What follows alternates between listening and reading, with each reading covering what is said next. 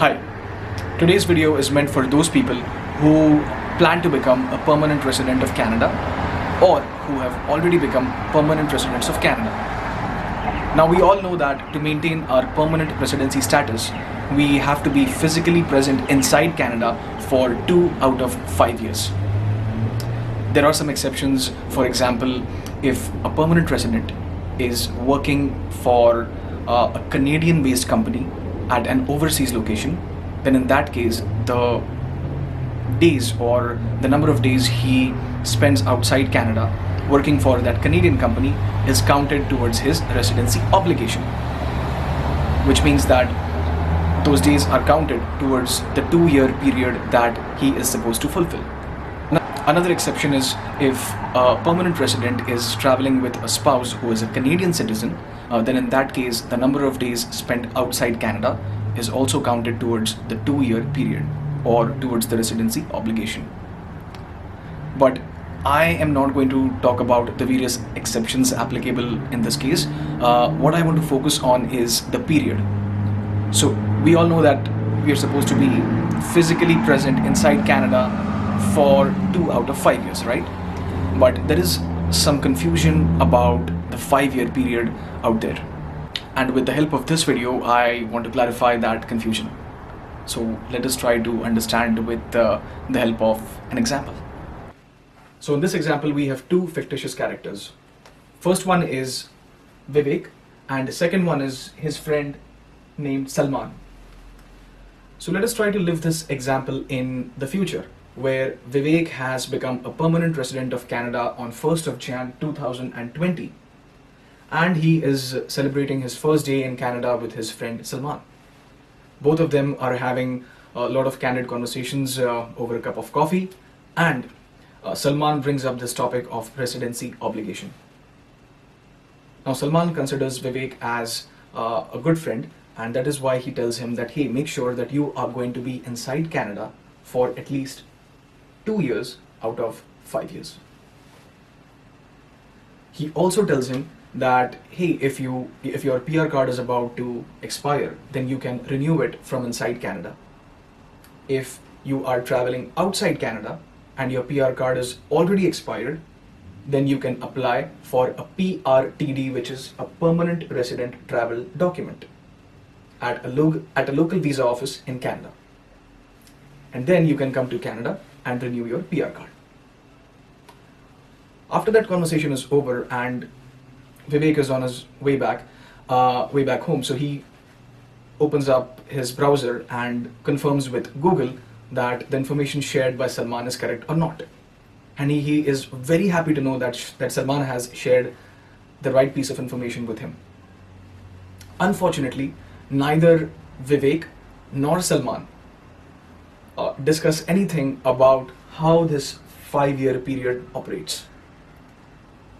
And Vivek has this innocent misunderstanding in his mind that he is supposed to physically stay inside Canada for 2 years out of every 5-year period.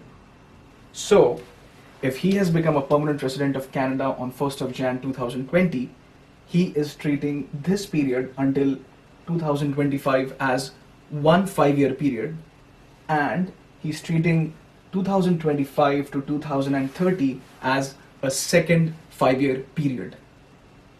And that is the confusion that a lot of people have. It does not operate like that.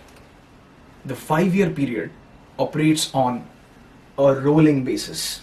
Now, what exactly do I mean by that? Let us try to learn from Vivek.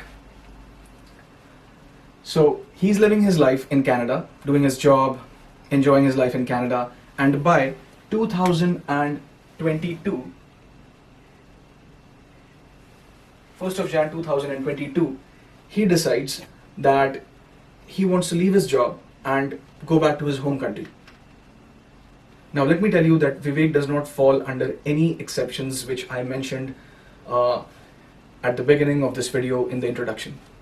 So he decides that he wants to go back to his home country, and he thinks that as long as he's able to fulfill that requirement of 2 years out of every 5-year period, he will be good. So he thinks that, okay, I have lived in Canada for 2 years, from 2020 to 2022, and I can come back to Canada before 2028 and make sure that I live in Canada for 2 years, from 2028 to 2030. So he flies out of Canada on, let's say, 2nd or 3rd Jan of 2022. He flies out of Canada. Now, it is 2026 and Vivek decides that, hey, my friend Salman told me that I'm supposed to apply for a PRTD if and when I plan to return to Canada. So he plans that by October 2027, he will apply for a permanent resident travel document because his PR card has already expired, right? So he makes an application somewhere around 1st of October 2027 for a PRTD.